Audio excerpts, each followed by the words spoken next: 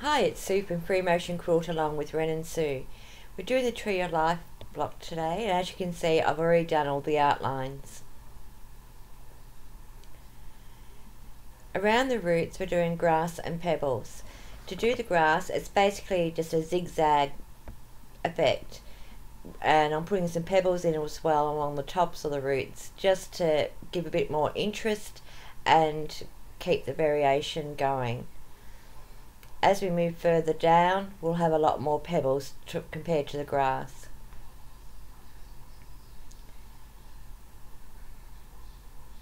I have sped this section up simply just so that you can get the idea, and I'll slow down shortly and you'll be able to see how I get in around the tree roots and still keep the pattern going.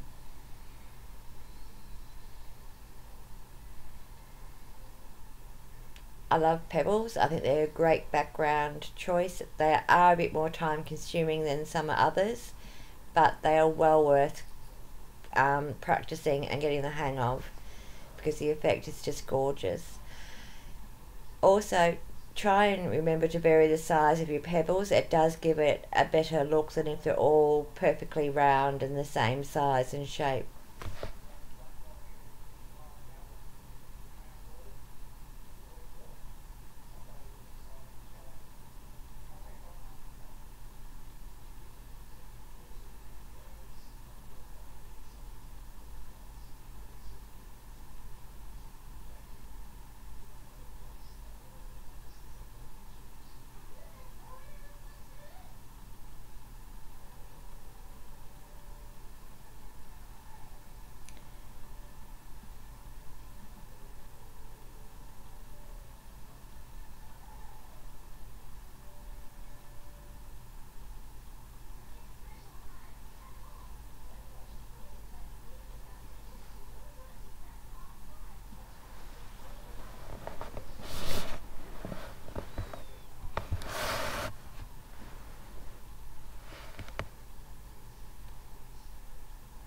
Okay, we're back on normal speed again.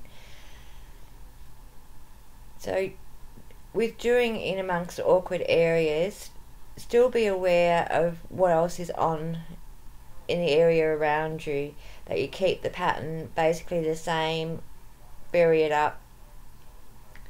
You know, if you need to backtrack to get to where you're going, as always, just do it.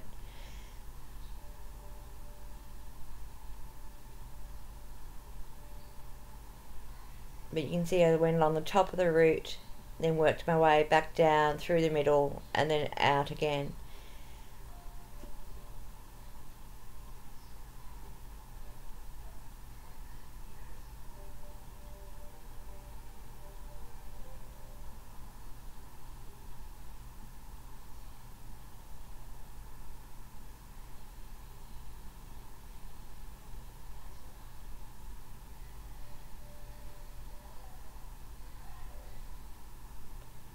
By mixing up the pebbles and the grass effect, it does create a lot more interest in the background than if you only used all zigzags or all pebbles.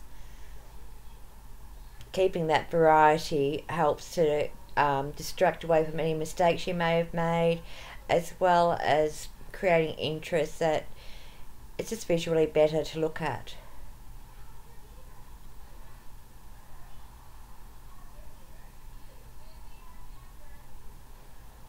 As you can see, I've outlined some of the roots with a pink friction pen, and that just helps, especially in low light conditions, to keep track of where you're going as you're sewing, that you're not going to go over a root by mistake.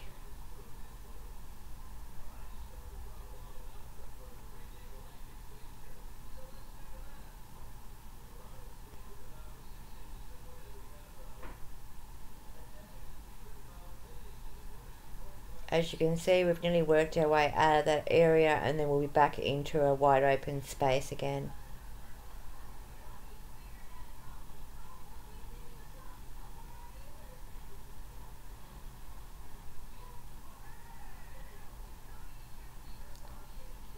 Practicing awkward shapes on paper is a really good idea. It helps to get into your muscle memory of how to get in and out of places.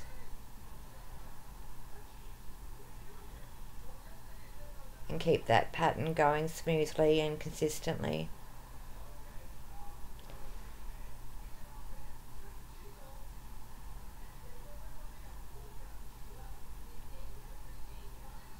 You can see how the roots are already started to lift up away from the background.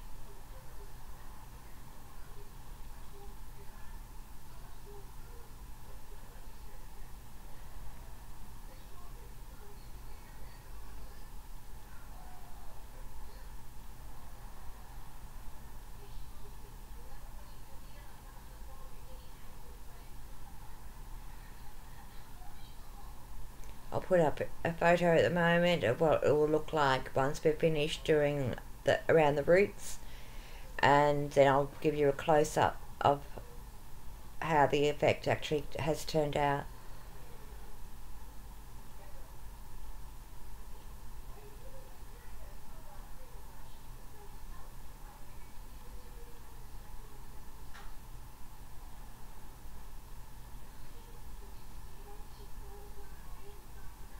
So this is what we're up to now, and that's a close-up, and you can see the variation in it that just adds that bit of interest. Now I've done an echo around the branches and the leaves, and I'm now just doing a simple swirl.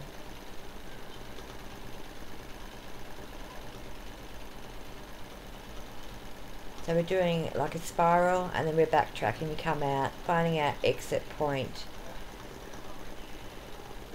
When we come into awkward areas like the curl of the branch, we'll just do more like a semicircle echo shape, so that looking at it from a distance, you'll still get the appearance that the swirls are going behind the branches.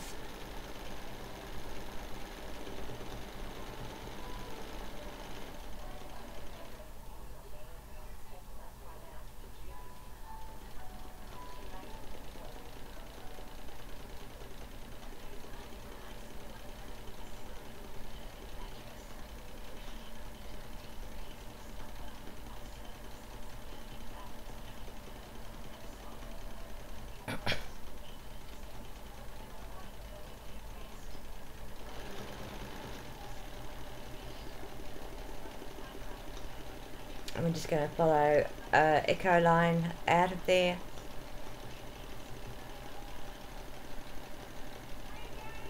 And then continuing with our pattern.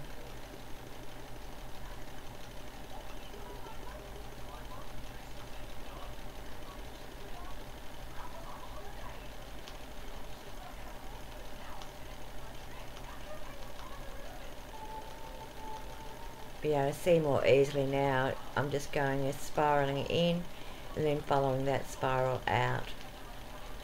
Then I'll pick an exit point to go into the next spiral.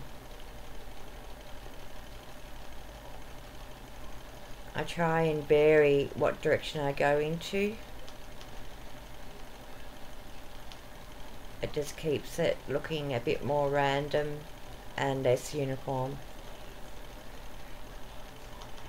Sometimes having that uniformity is what you want, but I find with things like anything that's nature based, I prefer the randomness of it. When you have a blank space, as you see, I just went back and did a little echo in through there to fill up that blank.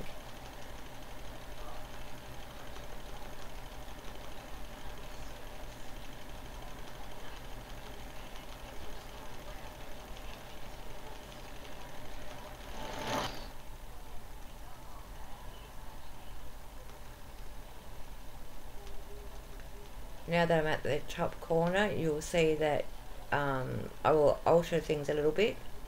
Again, like I did with the branches and the curl, I'll do a couple of little semicircle echoes just to fill in that design.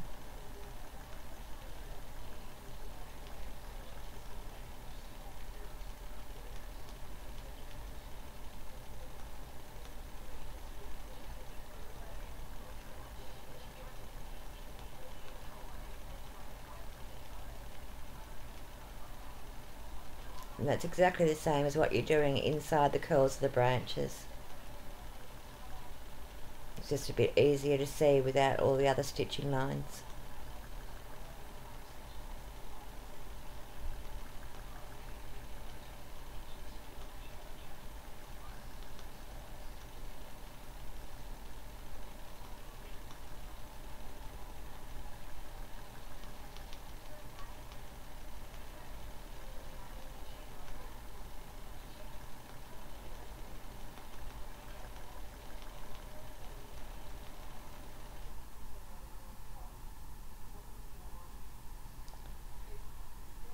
And this is what the block looks like finished. I decided that the branches weren't standing out enough, so in the next picture, where the echo line is, I've scribbled between the branch and the echo line, and you can see the branches just have that little bit more definition. Thanks for watching.